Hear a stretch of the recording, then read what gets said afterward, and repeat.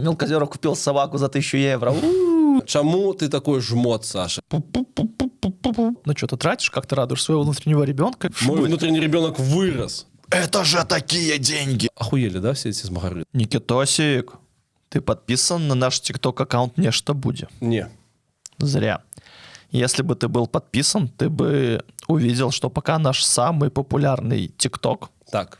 на этом аккаунте с заголовком «Мелкозеров рвет деньги». И там 2200 просмотров. Саша, я обов'язково підпишуся на наш TikTok. І ви, коли ласка, підписуйтеся на наш TikTok. І всім буде щастя. Так, ми сьогодні розмовляємо про бабки. Да, потому что Мелкозеров рвет деньги. Хотелось бы... У меня есть иншая подводка. У нас, как вы разумели, ступень нашей близости с Ивулиным, у нас не так давно з'явився чатик в Революте. Гэта, то бок, это означает, я лічу, што самы надзейны банк у Польшчы гэта Івулінскі банк. Праз тое, што Саша Куркуль, у яго заўсёды бабкі ёсць.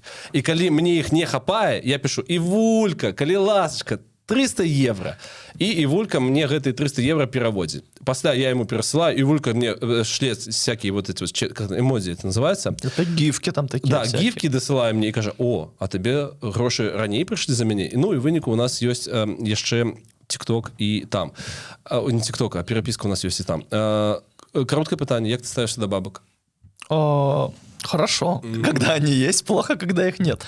Я на самом деле очень тревожный чувак в плане денег. У меня каждое утро начинается с того, что я захожу на все свои банковские приложения и проверяю, все ли там на месте. Если все на месте, то можно начинать день. На самом деле... Ты прям вот в ложку лежишь и начинаешь... Ну, не прям в ложку, иногда в туалете, иногда за завтраком. Ну, то есть...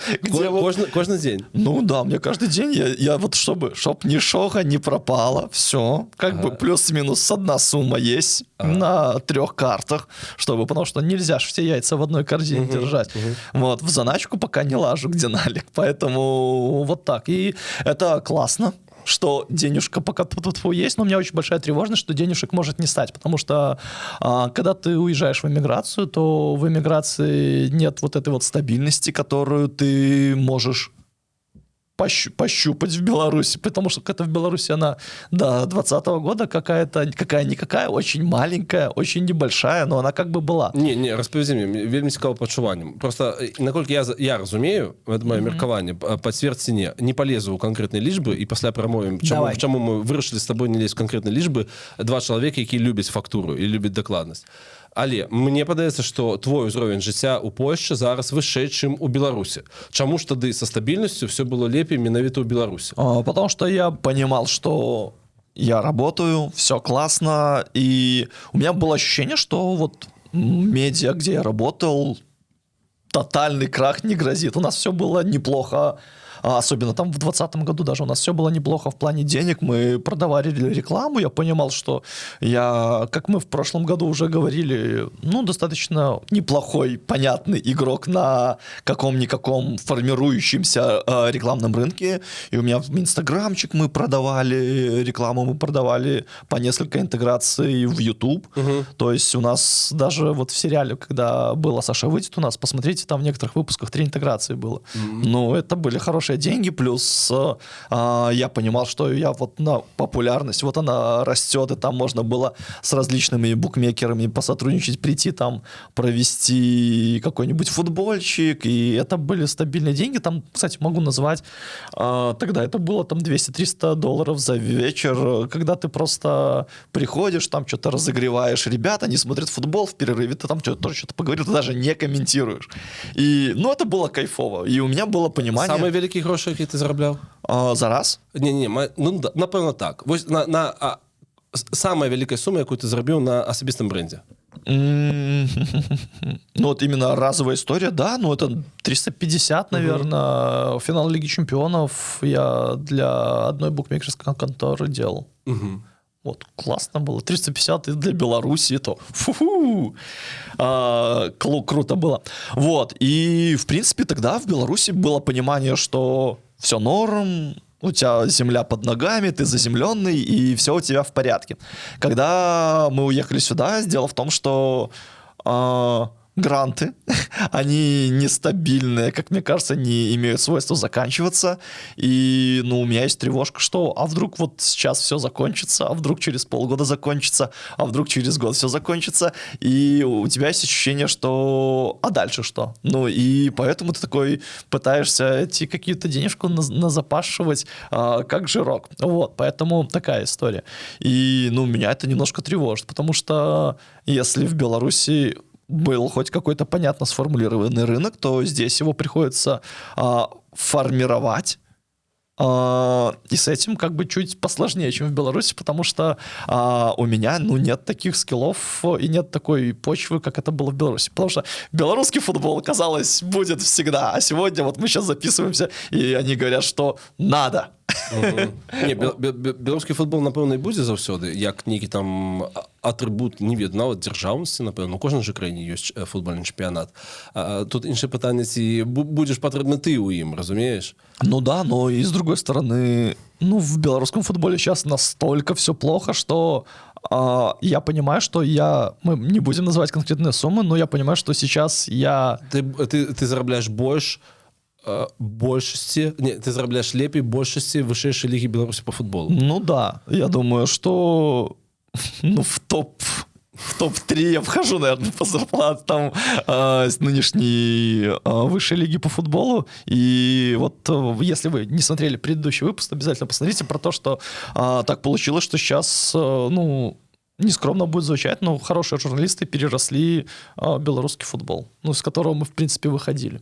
И в том числе не только по какие-то, мы имеем в виду, моральные ориентиры, какие-то истории с тем, что какие-то ценности, какие-то принципы, что-то вот такое, но и в том числе и по бабкам тоже. Угу. Сумно, конечно, сумно. А почему тебе сумно? Ну, то есть ты в порядке, у тебя все лучше, чем у белорусского футбола. Если мы говорим... Перестань. Я, ласка, давай табу. Перестанем с этим, блядь, белорусским футболом. Кожный раз мы псуем себе життя этим белорусским футболом. Першие гроши свои, ты памятаешь, заробленные? Да, наверное, это вот эта история, про которую я рассказывал в предыдущем выпуске. Траншею копал. И сколько дали бабок?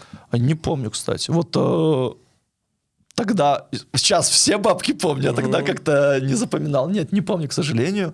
И я не помню, на что их потратил, но такие руки в мозолях были. Это не сейчас, вот как бы руки не в таких мозолях и все такое. И ладно, не буду к Капскому возвращаться, потому что мы табу на белорусский футбол поставили. Ну да, ну я не помню своих вот первых таких денег, ты про них рассказывал. Давай про твои бабки поговорим. Давай мы с тобой патлумачым, чаму мы с тобой сошліся на тым, што мы не кажам про канкрэтыку. То бок, ну, самае нармалёвае гэта вот Юрина гэта. Блядь, так сам неправильно казаць, што это Юрина пытанне. Ну, Юра его вывел просто уже у нейкі там топ і у нейкі там мем узровень, калі там сказали, сколько ты зарабляешь. Давай патлумачым вельмі просто людзям, чаму мы, хаця я ўпэўнены, што калі нехта данаціць уже на гэты падкаст, яны нармалёва зарабляюць і хутчэй за ўсё, мы зарабляем у сярэднім менш, чым людзі, якія данацяць нам. Дзякуй вялікі, дарэчы, што вы працягваеце гэта рабіць, але чаму мы вырашылі з табой, што ў паблік, калі ты датычны да беларускай медыяпрасторы, лепей не казаць пра свае заробкі? Ну, мне кажется, здесь ты приведешь самые понятные примеры, все люди поймут. Это твое интервью в нашей Ниве. Рассказывай.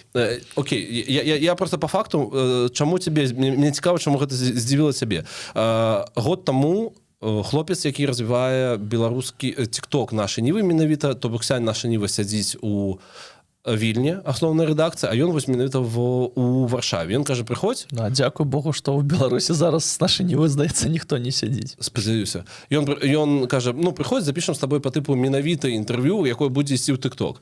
І ён вось першае пытанне мне задае наконт таго, колькі я зарабляю. І у меня какой-то... Я не сарыентаваўся, скажу табе шчыра. І у меня такая думка, што, ну, я ж павінен паказваць прыклад па тыпу, павышаць узровень празрыстасці гэтай нейкай. Ну, я ему распавёў пра свой тагачасны заробак. Мне моя калега написала пасля... Ну, то бок, это было ў кантэксце. Я просто ей патэлефанаваў па нейкім справам, і яна кажа, а што ты там эпаціруеш публіку? И калі не помыляюся, мне Тёма Шрайбман таксама сказал с той же самой формулёўкой, что по типу, чего ты эпатируешь. І я тады, скажу табе шчыра, я вельмі здзівіўся. Чаму ты акцэнтуешся на гэтым моманце? То бок я свае светадчуванне, светапогляд на гэтую праблему я патлумачу. Мне цікава, чаму ты сканцэнтраваўся менавіта на гэтай гісторыі. Ну, смотри, для меня она супер показательная в том плане, что, ну, в Беларуси, как и в России, люди не привыкли к тому, что достаток это классно. То есть чаще всего, к сожалению, не так много белорусы зарабатывают, что они смотрят на людей, у которых это получается, что не все, но значимая часть смотрит на людей, которые умеют зарабатывать, как будто они вот прям это делают нечестно, как будто сидит у многих людей сидит в том, что если он много зарабатывает, значит он или кого-то обманывает, или он шарлатан, или он мошенник, потому что, ну, камон, вот я много делаю, в том числе руками, делать руками это тоже очень круто, это очень классно, но, блин, ну я ж только не зарабатываю, и в этом плане мне очень нравился тейк Виктора Бабарика про то, что, ну, классно, что люди... Я хочу, чтобы люди не стеснялись там денег, и люди не стеснялись быть богатыми. Потому что сейчас как будто не очень красиво показывать там то, что у тебя есть какой-то достаток, то, что ты можешь что-то сделать. И этот вот тейк с деньгами, он очень часто форсится там в той же пропагандой. Простой пример, допустим, у меня почему-то опять же вспоминается 2020 год, обыски Тутбай, и у менеджеров Тутбая при обыске нашли 30 тысяч наличными. Ну, типа, это же такие деньги, это же так много. А с другой стороны, ты смотришь, ну, типа, если человек откладывал какой-то определенный этап своей жизни, какие-то деньги, то 30 тысяч долларов, которые нашли там, ну, это не так уж и много. Вот, поэтому для меня это история про то, что многие белорусы, к сожалению, и это большая проблема, не зарабатывают больших денег. И в этом контексте, ну, как бы немножко травмирующая история, когда люди рассказывают, что вот я там, как ты говорил, я зарабатываю 2000 евро. Я назвал твою зарплату. Вот. Я до речі, не пам'ятаю, мені падається, що було вже крышку больше, тому що з'явилося заглядання сонця, але не сутнасць. Я сябе адчуваў у той сітуацыі вельмі дзіўна. Тому што, ну, я сапраўды... Мы з табой казалі пра тое, што, безумоўна, нам пашчасціла працаваць не толькі для бабак, але гэта вельмі важная справа, таму што, как бы, дарослае жыццё, яно показывае, колькі каштуе гэта самае жыццё. Ну, то бок, туалетная папера сама не з'яўляецца. Якасныя прадукты, ну, каштуюць грошаў. Паліва ў машыну таксама каштуе грошаў, я не ведаю.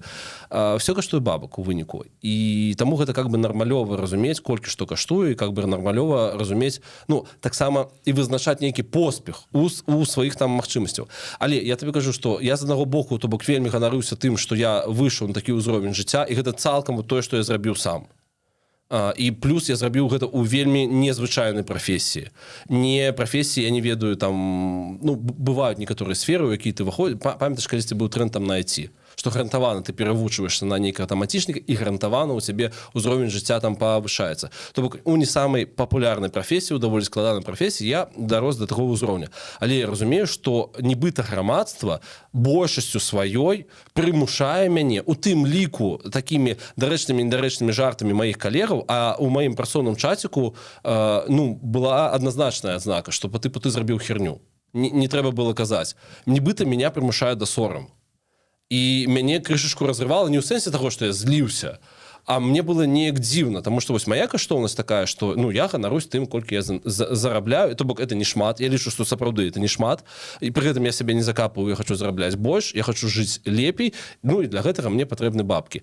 І тое, што у цябе ёсць вось гэты X, ты нібыта за яго вінаваты, таму што там іншыя людзі яго не зарабляюць. Але атрымліваецца, што сённяшняя правда, гучыць нават херова, да, сённяшняя правда. Мне звучит как название советской газеты. Да, мне бы хацелася, каб, ну, правда, яна была нейкая там на ўсе часы, так, і людзі сапраўды ганарыліся тым, што вот являецца вынікам іх працы. Але сённяшняя правда, ну, прымушае, ну, нас з табой калі гэта ў паблік попадае, как-то быць асцярожнымі, калі мы гэта постим.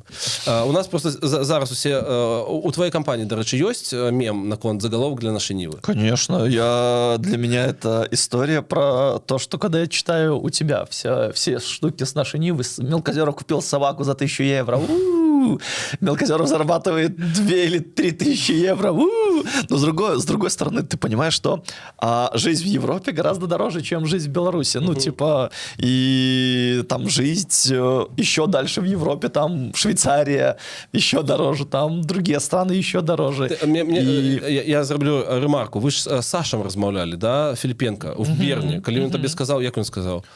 Что я ніколі не зарабляў у жыцці так шмат, да. Але мне гэтага не хапае. Я никогда в жизни так много не зарабатывал и никогда в жизни не чувствовал себя настолько финансово неустойчивым. Ну, так и есть, да. Ага. І вось гэта гісторыя наконт мема. Па-перше, я хочу сказаць, што я разумею механізм, як наша Ніва хоча будаваць медыйную сферу. Яны хочуць будаваць нейкі там шоу-бізнес. І гэта зразумела, што гэта как бы... Ну, мне ад гэтага ніякай карысці. То бок ад таго, што колькасць навінаў па майму тегу на нашай Ніве будзе расці, у мяне там прапановаў ад рэкламадаўцаў, на жаль, больш не становіцца. То бок тут я не з'яўляюся суб'ектным. То бок я аб'ект, на якім людзі просто, я не ведаю, робяць яны на гэтым трафік, не робяць за гэтым трафік. То бок тэхнічна я разумею. Плюс базава, я казаў па папярэднім выпуску, што я паважаю журналістыку, і яе трэба рабіць у сённяшніх умовах, гэта вельмі цяжка.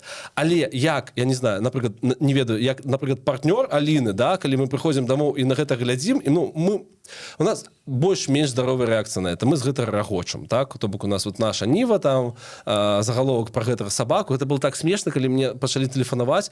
2 медыа тэлефанавалі мне і прасілі пракаментаваць набыццё сабакі. Разумееш? Блин, ну я весной буду покупать, поэтому если что, откуда не брать, если что? Нет, ты вырашай як заўгодна. То бок я разумею іх, але как бы, ну, нехта набыў сабе сабаку. Ну, не до конца разумею. Дык вось. І гісторыя там, яны падалі загаловак праз тое, што Фуджи каштуе там 1000 евро. 1200 ён каштуе, калі б уже быць до конца шчырым, да? І не шкадуе ні аднаго еврацэнта, класная сабака. Мы зараз ему робім інгаляцыю. Прикинь, я купил ему... Собаку... За сколько ты купил ингалятор собаки? Я тебе распавяду. Я набыў сабакі, лепшае, што я зрабіў у Польшчы, я набыў сабакі страхоўку. Яна каштавала першы месяц 120 злотых. Я рэквізіцытр, колькі гэта беларускіх рублях. Зараз яна каштуе 89 злотых. Але гэта лепшы мой узнёсак, таму што, напрыклад, у сабакі, я не ведаў, што у сабакі не можа не быць носа, он бронхіцефал. Это не ругательное слово, это вот гэтай сабакі з прыплюснутай мордай. Блин, а сопли... Прости, если бы добавил еще ебаный, это реально было бы матюгательная какая-то штука. То бок носа у яго няма, а соплі у яго ёсць. Я не ведаў, што у сабак можа быць насмарк, разумееш? У выніку Аліна свадзіла яго, дзякуй Богу, што у нас ёсць страховка, таму што УЗІ для гэтай сабакі лёгкіх каштуе 213 злотых. А я за 2 візіты заплаціў толькі 53 злотых. Окей, не сутнасць. Карацей, што прапісалі мае сабакі? Мае сабакі прапісалі інгалятор, и сказали, увлажнитель воздуха ему купите. Разумеешь? То бок мне прописали сходить в медиамаркет и набыць сабе, калі нармалёвая тэхніка, то бок мінімальна, вось мы з Сашем размаўлялі перад эфірам, мінімальна ксаомовскі маленький этот навільжывач, это по-польску называется. Ну, ладно, не маленький, Саша показывае. Ён каштуе там 200 злотых. Калі набываць яшчэ, каб ён ачышчаў табе паветра, то кошты пачынаюцца з 1000 злотых. То бок яны мне, блядь, прапісалі трату грошаў. Разумееш, што яны мне прапісалі? Вось. Гэта гісторыя пра Фуджи на бабкі. Але, окей, самы радыкальны прыклад таго, што адбылося з нашай Нівай і гісторыі пра тое, як мы дзіўна ўспрымаем грошы ў нашым грамадстве, гэта Саніна гісторыя, Саня за кадрам, калі яны набылі Тэслу. Я памятаю, што это дзіўна гучыць, все аператоры, з якімі я працую, наша каманда у Вільні, там у галоўнага аператора Тэсла, і у варшаўскага аператора у нашага Тэсла. Як мы херова гучым? Это корпоративный стиль, понимаешь? Я... Сур'ёзна, я шчасліў за людзей. Ну, то бок, гэта... Ну, плюс я ведаю, як Саша вывучаў гэтую тэму, да, што гэта набыццё so-called такой дорогой машины гэта вклад у твою эканомію. Разумееш, але я разумею, што ніхто нічога не разбірае, бла-бла-бла. Гісторыя такая. Выходзіць у выніку на нашай ніве тэкст, калі Саша набыў Тэслу, про тое, што вы святкавалі гэта, да. Ну, яны, блядь, у людзей свята. Яны ў сям'і набылі машыну. Это цалкам нармалёва. Каждый дрочит, как он хочет. Как святкует, не святкует. Маша выкладывае гэта в Инстаграм. Наша не реагуе на гэта. Жена Саши была в штате... Главой штата Тихановского. Главой фонда «Страны для жизни». Да, главой штата Тихановского. И заголовок... Какий был? Не знаю. Сань, какой заголовок? Что колішняя кіраўніца, да. Колішняя кіраўніца штаба Тихановскага набыла себе Теслу. То бок, все это пук в лужу глобально, да, то бок у нас, я ж табе кажу, наши жыцці глобально не... На наши жыцці глобально не ўплываюць гэтыя гісторыі. Мы спрачаемся про гэта 2 дні і узгадываем, нам ёсць пра што паржаць. Это нармалёвая, псіхічная, здаровая рэакцыя на ўсе гэтыя падзеі. Але як глобально все гэта ўспрымаецца вот у нашай гэтай атачэнні? Што, блядь, вот была у Тихановского, походу, и нашла денег себе у этого Тихановского, аж на, блядь, на Теслу. Ну, вот я расхваляваўся вельмі за Сашину Теслу, але, сур'ёзна, успрымаецца все гэта... Успрымаецца гэта все менавіта таким чынам. Нормально, подлил в огонь, водички, плеснул. Скажи мне, что ты думаешь на гэты конт? Ты памятаешь гэту навіну? Да, но я тебе объясню, почему так люди реагируют. Я не обвинувачиваю людей глобально. Я не очень люблю... вспоминать опять же зону, но это был очень интересный экспириенс с точки зрения того, как вообще живут люди за пределами Минска, за пределами МКАДа и за пределами там какого-то социального пласта. Бурбалки выходят желтые, да. И ты смотришь, и ты понимаешь, почему у нас так много закладчиков. Потому что... Это легкие бабки, так? Да, это очень легкие бабки, потому что люди за одну закладку там зарабатывают там, $10-15. Когда ты живешь не в Минске, даже не в Витебске, а где-нибудь там, при всем уважении к белорусским городам, там в Лиде или в Сморгоне, то ты можешь зарабатывать там 600 рублей, работая на заводе. В те времена 600-700. Это сколько долларов? 350, да, наверное. Я еще на 2 делю. Кажется, что на 3 ты поделись. Как было евро. Я просто когда еще, давай на 3, 250 евро. Да. С запасом. И вот у тебя дилемма. Ты можешь за день, за вечер заработать там, расклав 5 закладок, 50 евро.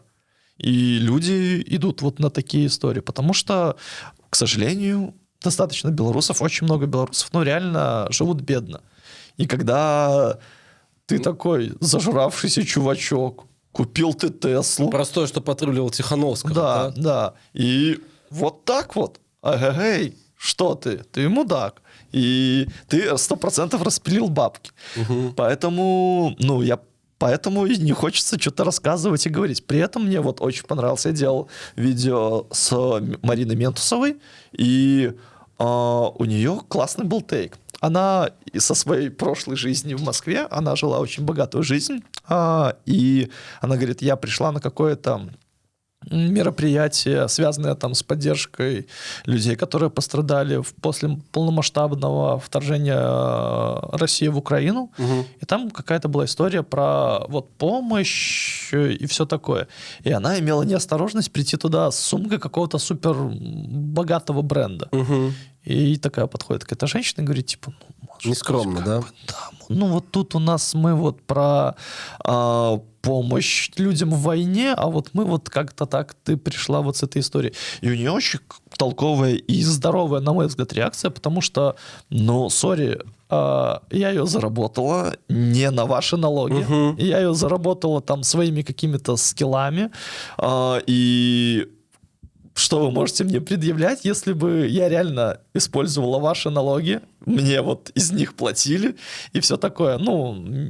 Я просто, видишь... Это очень странный тейк, когда люди вот считают даже не свои налоги, а вот просто деньги. И это я к тому, что все-таки, когда люди, белорусы, зарабатывают какие-то приличные деньги, у многих белорусов первая мысль: нельзя честно заработать деньги, спиздили где-то. Угу. Я разумею механику, але... Да, потому что, как говорили в этих историях, каб жить у радости и счастья, треба красти. У меня такого цалком не было, плюс я разумею, что, то бок, я лічу, что во всем виноват, безумоўно, режим. То бок, ты живешь то бок, ты формируешь бедное насельніцтва, якое головы поднять не можа, и у выніку праз гэта счастлівы. То бок, мне было вельмі неприемно, потому что я ж тебе кажу, что это разыходится з моими каштоўнасцямі. Мне была вельмі неприемная гісторыя, якая была датычна мяне, мне была вельмі неприемная гісторыя, якая была датычна Сашы, потому что люди, якіх я паважаю, мне пасля сталі казаць: так нехуй было посціць сторіс.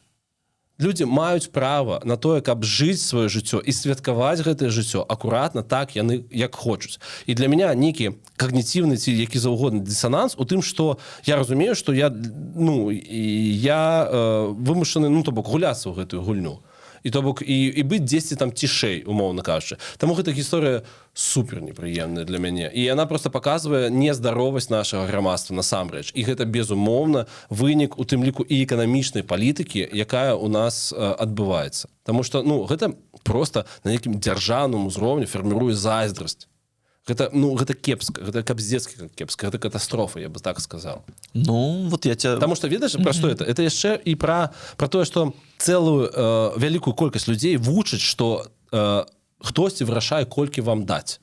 Няма нейкай самастойнасці ў прыняцці рашэнняў. А самастойнасць і валоданне сваім жыццём гэта ў тым ліку, што я ажыццявіў пэўную колькасць намаганняў, пэўную колькасць рухаў для таго, каб у выніку зарабіць гэты X і самому вырашыць, што я на гэты X зраблю. Ці як Саша Івульны яго пад падушкай захаваю, ці там, умоўна кажучы, яго інвестую, ці, мне одна моя сяброўка у Аўстрыі, я не так давно был, на якую ты мне пазычаў грошы, для того, каб я покатался на кораблике по возеру Ахензи. Вот ты сейчас вдумайся, вот сказать чуваку в Беларуси, что, я тебе закинул 300 евро, блин. В Беларусі вельмі розныя чувакі. Па-першае, трэба паважаць, мы вялікая краіна, вельмі роўна, але глобальна... Вялікая в плане... Ва всех планах. Але я разумею, што, умоўна кажучы, электарат патэнцыйны, да? Ты людзі, у якіх свае зброю накіроўвае прапаганда, так, для іх гэта гісторыя пра тое, што 300 евро, гэта, яна сапраўды вялікая. Але глобальна, калі мы ўжо выходзім на такі ўзровень, і вось я размаўляў з дзяўчынкай, у якой мы даглядалі, коціка якой мы даглядалі ў Інсбруку, ахуелі, да, все эти змагары, да, ездзяць в Аўстрыю коцікаў даглядаць адзін аднаму. І пасля 300 евро просіць яшчэ пазычыць. Карацей, я сказал, яе психотерапевт, яшчэ і психотерапевт ходзіць, бабкі откуда на психотерапевта. Яе психотерапевт ей сказал, что ты как бы кожную раніцу сам вырашаеш. Я канцэнтруюся менавіта на самастойнасці, на адказнасці за сваё жыццё. Тое, чаго Віктор Бабарыка, якога мы крышачку, безумоўна, канонизируем уже, лезвие не канонизируем, спадзяюся, что все будзе нармалёва. Ён казаў пра пэўную самастойнасць, пра адказы за сваё жыццё. І ты вырашаеш, чым ты будешь карміць гэтага дзіцёнка. Ці то гэта будзе нешта бытавое, ці то гэта будуць эмоцыі, ці то гэта будзе, я не ведаю, што. То бок сэнс у тым, што менавіта ты сам выбіраеш. Таму я могу сказаць толькі адно, што я разумею гэту гульню, якая зараз адбываецца, але безумоўна сумна, вельмі сумна. Блин, ты сейчас, кстати, сказал про чем кормить. Мне как-то мы разговаривали с Димой Навошей, и он говорил, что он учит своих детей, что материальным хвастаться нельзя, а можно хвастаться нематериальным. Прикольно. Это типа тоже такой, знаешь, тейк про то, что это интересно, о чем можно говорить и о чем не можно говорить. Ці важно было для себе материально, наколькі я разумею, у тебя же история, то бок, ты не нейкая аршанская элита, там, золотая молодежь. Я вообще не элита, ты чё? Я пацан со двора. И у меня, понимаешь, еще один важный момент, что мне никогда не хватало... мне всегда не хватало финансовой грамотности. То есть я только сейчас начинаю там задумываться о каких-то историях с тем, что а что дальше, а как дальше, а куда деньги вкладывать, а как инвестировать, потому что меня никогда этому как в КВН, нас этому никто не учил. Вот, и я считаю, что это большущая проблема, потому что вот ближе только к 30-ке я там начал думать, а как там распоряжаться деньгами, а вообще как ими распоряжаться, потому что только ближе к 30-ке появились деньги, чтобы их откладывать, чтобы не жить там от зарплаты до зарплаты, и это такое очень странное чувство. И мне кажется, что в принципе белорусам очень не хватает этой истории про финансовую грамотность, потому что ну, я не знаю, как ты, вот я не научился никуда там инвестировать, не задумывался, вот сейчас только начал задумываться, а что, а пенсия там дальше что, а как эту пенсию получить, потому что, ну, а как дальше, а что дальше? То есть ты, в принципе, живешь, ты понимаешь, что ты должен, грубо говоря, для того, чтобы зарабатывать, ты должен ебошить.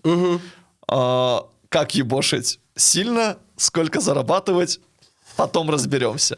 И у тебя нету истории там с тем выстраивать стратегию, выстраивать какой-то план, что-то заработать, как я заработаю. Ну, то есть, очень Ладно, это все атрофировано. я хотел конкретно. Ці было у тебе в дзяцінстве матэрыяльнае, праз што ты хацеў ці то даказаць гэтаму свету нешта, ці запакоіць самога сябе наконт таго, што вот гэта у мяне ёсць, гэта азначае, што гэта пэўны поспех. Ну, смотри, наверное, да, это наше воспитание такое постсоветское, это про то, что у нас нужна квартира, где жить, и все. И что ты хочешь сказать, что ты с подлеткового возраста про квартиру маришь? Да нет. Это что было? Это на улице не На улице, это пожарная тушить пожары. Давай дам тебе приклад. Я памятаю, что я пришел в школу, 81-я школа, и, ну, то бок это атрымліваецца, ну, какой-то першы досвід взаимодзеяння з там іншымі людзьмі. Пасля гэтай, как она, подготовительная группа гэта называлась, да? І я памятаю, што ў першы дзень я гляжу, што нейкая дзяўчынка, я не ведаю кантэкста, яна несе вот этой самой базовые булки, она несе 8 булок куда-то. И она маленькая, сам разумеешь, что у ее руках это выглядае как, ну, что-то здоровое. Я пришел домой и зладил скандал. Я кажу, мне трэба 9 булок. У нее было 8, мне трэба 9.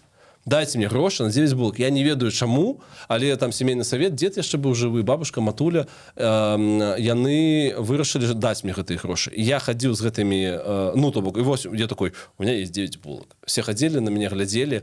Гэта не глупо так гучыць, але я разумею, што вот кантэкст, у якім я жыў, ён быў такі. О, прикольно. Ось. Не, у меня такого не было. У меня не было истории с тем, чтобы вот я хочу прям что-то, потому что, ну, так получилось, что у меня очень небогатая семья, там небогатые родители, и, ну, у нас не было ничего такого. И я понимал, что деньги там не свалятся просто так. Я тебе, ой, блядь, у меня раскрылся портал. Давай. Следите, слухайте. Короче, мать моя придумала, что, ну, знайшла себе кахання у Крыму, Крым це Украина, знайшла себе моего русского батьку. Закахалася в яго і поехала за 8 тысяч километров, карацей, меня рожать. І у той момент, калі яна зразумела, што яны стылістычна не падыходзяць адзін аднаму, маці вырашыла, што там баця піл, как раз скандалы пашлі, і она меня завезла, як картошку завезла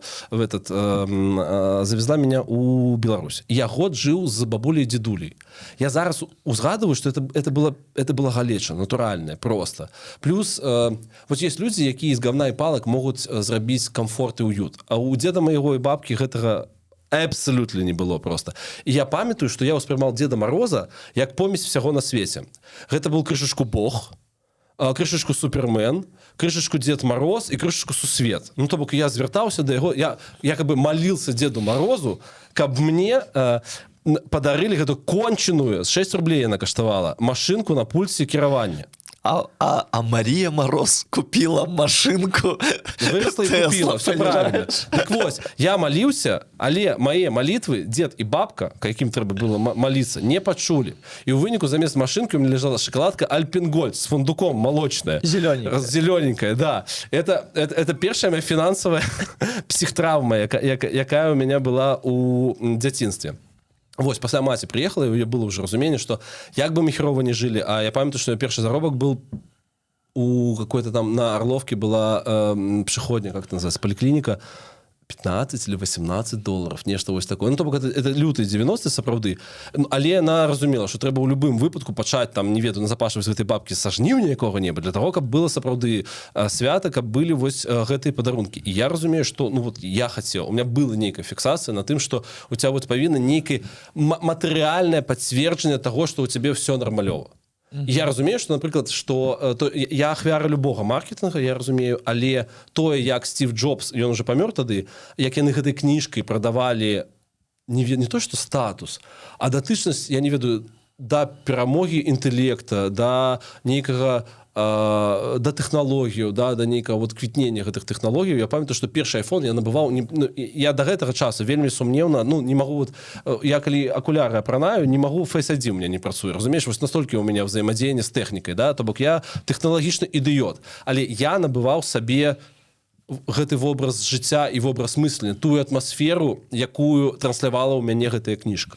У меня только одна такая история есть. После первой поездки в Киев, помнишь, меня отправляли на какую-то там школу журналистики.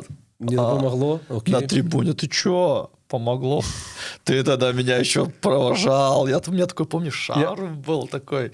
Ты в одной руке чемодан, здесь бутса Виталика Родионова, здесь... Да, у нас была такая фотка, да, это первые фотки в моем инстаграме, так я помню. Да. У меня еще борода была такая поповская. И вот я уезжал в Киев, и вот в Киеве я увидел это вот принадлежность к какому-то такому, типа, хипстерству, хотя, меня сложно назвать хипстером, наверное, хотя... Наверное, как я живу, то, может быть, и можно.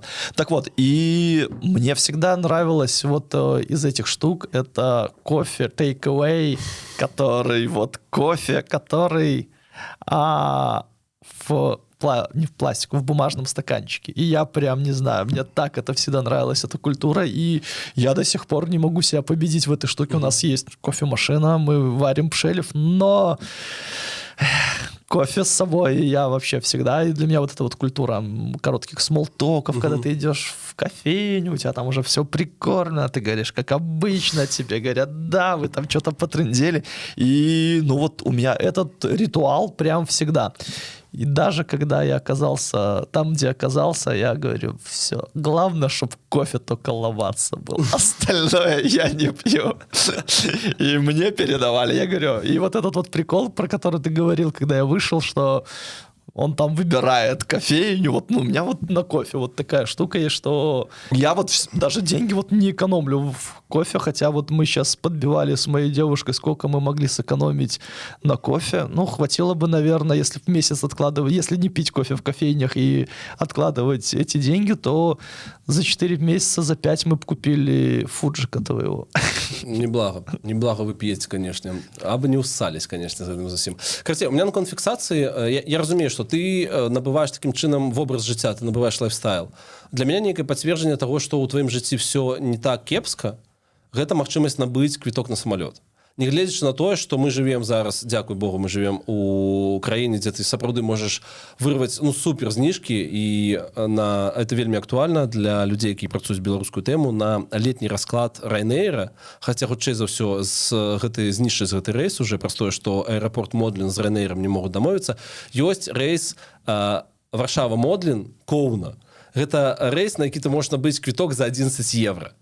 Але сам вот факт того, что вот вобраз мыслення, что гэта нешта надзвычайнае, что ты летишь на самолете, то бок потому что вот дзіцячая фіксацыя, что гэта ў любым выпадку нават гэтага не было, потому что я летаў толькі з Хабаровска, зразумела, на гэтых тушках меня там вывозілі калі, але пасля до 19 гадоў у меня не было ніякіх самолетаў, то бок але вось асацыяцыя, что гэта турызм, гэта тое, што гэта незвычайнае жыццё, што вы паднялись над сваім бытам, вось она ў мяне захавалася. Таму как бы для меня вот гэта магчымасць набыць квіточак, захаваць яго ў волет, глядзець на яго там што і як, это вельмі вельмі важно. Блин, круто. Вот и меня, знаешь, я где-то тебя заведу, потому что ты умеешь тратить деньги. Ну, давай про гэта поразмаўляем. Чаму ты такой жмот, Саша? Распавядзі мне. Ну, это, наверное, психологическая травма из детства. Ты боишься? Я боюсь, что типа денег не будет. Все, я же тебе рассказывал, что я... Ну, Саша, я таксама вельмі баюся. У меня, ведаеш, у меня нават ёсць нейкая тэорыя, хаця ее ніхто не пацверджвае. І больш за тое, вось дзяўчынка, это наша з тобой агульная знаёмая, Саша Пушкіна з «Зеркала»,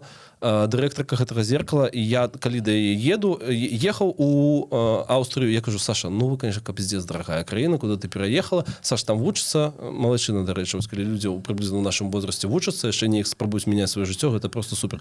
Я кажу, такая дорогая краіна, а мне гэта вельмі цяжкі для мяне аспект жыцця, таму што у меня бедная псіхалогія. У меня херовыя взаимоотносины с грошами. И она мне кажет: не кажи николи так.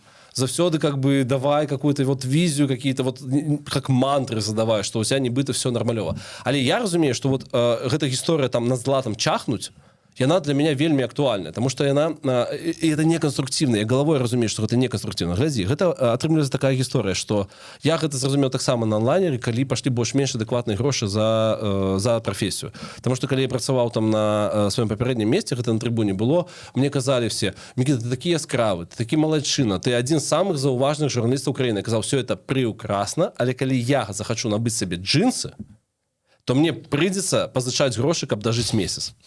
Я тогда жил с бацькамі при гэтым. Ну, это я про то, что все павінна быць адэкватна, сапраўды. То бок, ну, вельмі мне шкада, что вельмі доўга журналіст асацыяваўся з нейкай не то што галечай, але вот таким вот нейкай незабяспечанасцю, того, што ты павінен быць галодны. Ну, не павінен быць галодны, калі шчыра. Павінен быць спакойным, да? А гэта забяспечваецца у тым ліку і фінансамі. И про что я хотел сказать? Мы активисты, мы НГОшники, реально по бабкам. Ты говорил про то, что долгое время у тебя все было ок, ты чахнул. Вот, подожди. И я в онлайне разразумел, что, окей, свято, я тебе так само про образ скажу.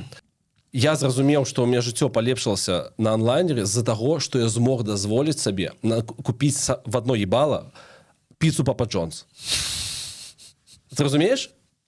Вот для меня было это все. Я памятаю. При гэтым это был дзіўны момент. Я разумеў, што я ніколі ў жыцці так не стамляўся. У меня ніколі не было такой псіхалагічнай нагрузкі, як першы месяц. Я прыходжу на онлайнер, зусім іншы свет. Я не зорка там, да, мне трэба працаваць. Я агулам ніхера не ведаю. І я при гэтым разумею, што у меня псіхалагічнае напружанне просто овер. Але я жру эту пиццу, я памятаю, что я доглядываю апошнюю серию, как я встретил вашу маму, и я начинаю плакать просто за того, что это напружено. Я ем эту пиццу Папа Джонс, плачу. Вот такая вот была история. Але вот это было выявление. И после как бы я пачаў, ну, простое, что коллеги все там в онлайнере были размовы про то, что по типу: ой, Никита, Милан, ну, это самый скучный итальянский город. Ну, то бок люди ездили, при том, что это было недорого. Просто у людей были там магчымасці крышечку вышэй, то есть это до middle класса просто. І я памятаю, што пачаліся у меня гэтыя падарожжы, і я пасля гэтых падарожжаў задумался, а я же весь час у напрузе.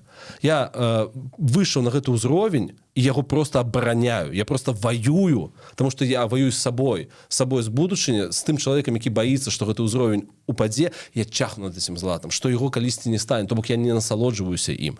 І ў выніку у меня атрымлівалася так, што сапраўды я ў адзін адпачынак засунул на 13 дзён 7 пералётаў.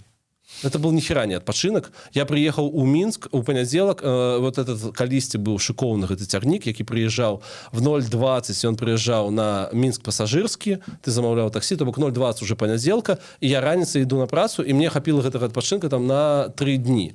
И я такой, ну вот чтобы что, вот настолько меня грошы, вот жаданием их мець, хотя не самые великие, робяць мяне нібыта залежным ад іх, нібыта нейкім рабом, што я просто не вучуся імі насалоджвацца. Таму калі пачалася эміграцыя, і было вельмі шмат стрэса. Стрэсова выязджаць, стрэсовая твая гісторыя і гэтак далей. Я ў пэўны момант зразумеў, што я выйшаў на нейкі новы ўзровень взаемаадносінаў з грошамі, нехай яны і не супер здаровыя да гэтага часу. Я такой: окей, я не зараблю гэтыя $200, але я прачнуся, калі я прачнуся, і буду мець магчымасць пайсці піць каву днём, напрыклад. І я лічу, што гэта дасягненне, і гэта здаровая пазіцыя, каб не там зарабіць все грошы света. Хотя апошнім часам я разумею, што мне нейкая распачалася гонка. Ці ёсць у цябе? Мне падаецца, што таксама ёсць гэтая гонка зараз. Да, я соглашусь с тобой, потому что хочется что-то отложить, потому что сейчас уже такой период, когда ты не только там за себя, ты там, у нас мы с девушкой ведем отдельный, 50 на 50, то есть я там нету такого, что я кого-то обеспечу, но ты понимаешь, что, а вдруг собака, А вдруг там тебе хочется уже что-то запланировать там дальше, какую-нибудь не собаку, а какого-нибудь еще человека. И... Собака-человек. Ивулин, вот он заживел, молодец. Ивулин заживет. Так вот, и хочется уже понимать, что-то инвестировать, может куда-то там строиться, не строиться, вот какие-то такие вещи, и ты понимаешь, что нужно еще, к сожалению, больше работать, о чем мы говорили в предыдущем выпуске, что час твой рабочий, его цена не растет, а надо брать больше проектов. И вот в том числе поэтому ты психолог. И в том числе поэтому я думаю над тем, как себя монетизировать, как это можно сделать. Поэтому, ребят, если вы смотрите этот подкаст, возможно, вам нужна реклама, еще что-то, пожалуйста, приходите к нам. И спасибо большое всем тем, кто нам донатит, потому что... И мы повинна, значит, как бы это не выглядало так, что мы там распавядаем про то, что мы там берем шмат проектов, адпаведна, при тым, что, может быть, не наладжены, не адкалібраваны work-life balance, але, то бок, і мы патрабуем яшчэ просім у вас ваши грошы. Мы просім удзела, безумоўна, і гэта дазваляе нам выйсці ў нуль, і как бы подкаст мы уже робім яго, таму што нам падабаецца яго рабіць і как-то фіксаваць свае месцы. І вялікі дзякуй за падтрымку, таму што вось само гэта гуртаванне, яно вельмі крутое. Мне падабаецца. И надеюсь, вам нравится то, что слушать все, что мы тут говорим. Потому что, если бы вам не нравилось, вы бы не донатили. Я довел свою жанчыну, я вам распавяду. Тым, што я давёў, распавяду зараз. Я весь час хадзіў, то бок мы з'ездзілі ў Аўстрыю, мы не планавалі гэту Аўстрыю. Как бы у нас бюджет, как бы Алена зарабляе свае грошы, але вот базовый момант, там кватэра, вось гэта все, там інтэрнэт закрываю я. Мы з'ездзілі ў Аўстрыю, вялікая сума грошаў сышла, і я хадзіў все, п'енчыў наконт этих бабок, што іх, Алена, блядь, іх нету. У выніку раніца я лежу на канапе, працую, я таксама адно з дасягнення майго жыцця, я магу працаваць гарызантальна. Я лічу, сур'ёзна, лічу, дасягнення майго жыцця. Я магу працаваць гарызантальна, магу працаваць у метро і гэтак далей. Прыходзіць Аліна, дастае свою заначку і пачынае яе пералічваць. Таму што я ее давёў, разумею, што я стала страшна, і яна пайшла адлічваць, как есть бабки, все, можно спокойно жить. Кажа, мразь, ты меня вот до гэтага давёў.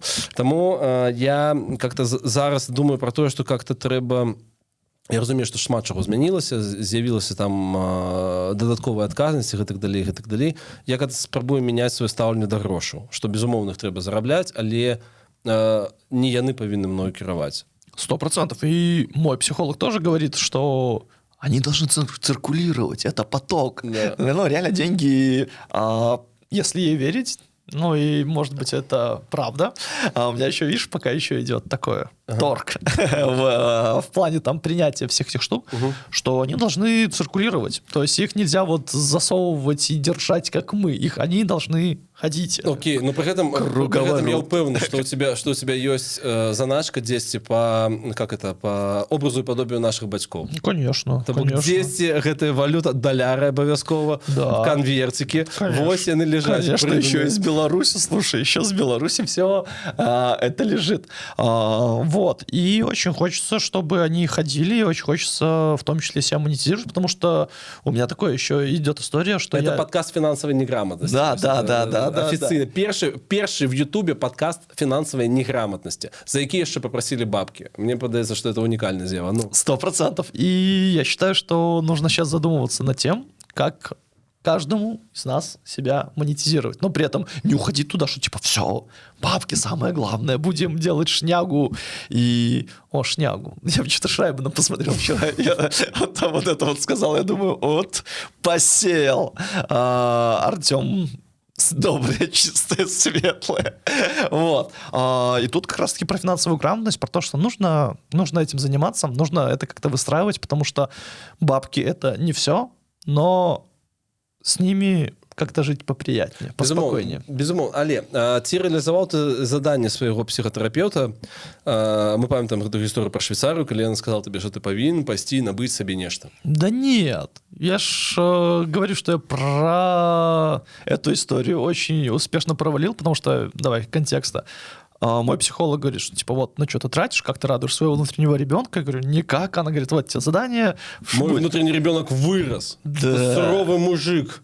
Аршанский, Аршанский, да. И все, давай что-нибудь купи дорогое. Я в Швейцарии ничего не купил, ничего не... Что для себя дорогое, Саш? Ну, слушай, это что-то с больше 100 евро, наверное. И что ты опошня себе набывал больше 100 евро? Я приблизился к этому. Я купил себе FIFA 25, FC 25. Вот. Это она стоила 80 евро.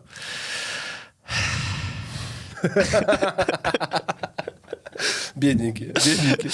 Скрипя сердцем, на плоечке все это нажал. Минус почти 400 злотых. Я такой думаю, ё-моё. Ну, теперь надо играть. Как все отпрацевало, да? Да, но, да, это такое, знаешь, с другой стороны, я думаю, что, ну, классно, что есть возможность взять просто и купить эту фифу и не почувствовать. То есть это как-то не сильно сказалось на каких-то там историях, что тебе нужно ужиматься, где-то экономить, еще что-то. Ну, это прям круто. Но, блин, не знаю, я не получил какой-то такой супер осолоды. Мне вот, ну да, как бы, ну правда. Уявляйте себе Івулін, який на своей плойке дома в центре Варшавы, мы не будем казать, сколько ты платишь за квартиру, гуляет в плойку и плачет за то, что ему шкода тых бабок 80 евро, які ее на ее потратил. Ну, класс. Правда. А ты что тратил такого? Самое дорогое. Слушай, ну, за опошний час? Ну да, ну и что для тебя дорогое? Ну для меня вот 100 евро это потолок. Слухай, на конт адзення, напэўна... Не, ну не, одежду не берем. Не, у меня было, на конт адзення у меня было вельмі дзіўнае лето, тому что я подсел на знижки, я просто отсочивал знижки, и я таки был счастливый, что я со знижкой 55% набыл себе Carhartt заплечник, и я набыл себе в Massimo Dutti пуховик в липні. Со знижкой так само. Со знижкой 40% я набыл себе. И для меня это какая-то была важная штуковина. Слушай, да, я лечу завтра в Лиссабон, как бы, я разумею, что, как бы, что рыхтуйся, Саша, праз тыдзень, напэўна, я попрошу у тебя бабок. Вот, там, ты 300, которые там вернулись, ты, калі ласка, их заморозь для мяне. Вот, наш чатик будет с тобой активный. Ну, я укладываюсь у подорожжя. Да, это классно. Гэта так, то бок у падарожжах, ну, я разумею, што ў мяне калісьці агулам не было такой частцы гэтых падарожжаў, як ежа, напрыклад. То бок я спакойна себе пад'едал там какие-то не то што дашыракі. Я вельмі люблю вось гэтыя трохкутныя бутерброды. Зараз вось в Жабе продаюцца. Это 7-Eleven, я на іх праел, всю Японию праел на іх. А цяпер з'явіўся ў тым ліку і ежа, я памятаю, як я ў Італіі, мне так было цяжка. Флорентийский стейк. Есть во Флоренции такая опция. И он каштуе минимум 60 евро. И вот когда я первый раз у жыцці заплатил 60 евро за ежу, штосьці, конечно, во мне змянілася. Але зразумела, что ты не только ежу набываешь, ты набываешь адчуванне. И рефлексию так само. Бля, я бы так заплакал этот стейк, если честно. Он был бы соленый. Он бы был пересоленный. И они такие, что? Я говорю, это мои слезы. И он бы был точно, если ставить какую-то прожарку, он бы просто ее растопил. Так, окей, а для чего тебе эти гроши? На что ты их тратишь? Ну, что дает тебе эмоцию? Вот я ищу эту историю. Ну, понятно, что путешествия мне очень нравится. Смотреть что-то, стадионы футбольные. Мы переназовемся в Куркуле Транжира, обязательно для вас. Хорошо, у меня классный выпуск получается, очень смешно. Вот, ну, мне нравится путешествовать, мне нравится смотреть что-то, но при этом оно такое немножко... В путешествии мне вот не жалко, потому что у меня какой-то включается рычаг. В путешествии это отпуск, а там можно тратить. Ну, насамрэч, у меня таксама ёсць момант, і чаму я крышку цяжкі быў месяц, наконт там тратаў, і сабака хварэў. И тому, как бы, я разумею, что мне меньше за все хотелось бы ехать в отпочинок и думать там про бабки, и там их лечить неким чином. Вот тут сапраўды хочется себе отпустить, потому что ты и тут разумеешь, что там вот сходить в краму это стольки, заплатить за там пронт это стольки, заплатить за телефон это стольки, тому да, таких историй. Ну да, то есть, ну у меня вот этот вот режим выключается, когда я в путешествии. Там Можно посмотреть, можно потратить, потому что, ну, ты покупаешь таким образом эмоции, какую-то такую штуку. Вот. В обычной жизни, не знаю, ну, у меня нету прикола, там, знаешь, каких-то украшений, какой-то там техники, там, к тачкам, к машинам я равнодушен. Поэтому, ну, не знаю. Мне как-то вот, не знаю, надо придумать, на что тратить деньги.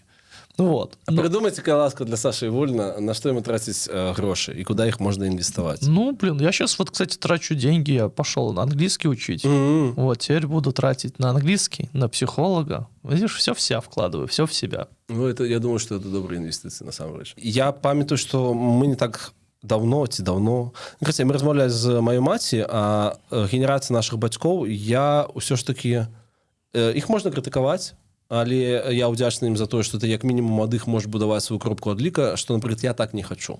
Я шмат за што удзячны маці, я памятаю гісторыю, як яна набывала мне пасля, я не памятаю, это был 8, напэўна, клас, яна набывала мне камп'ютер.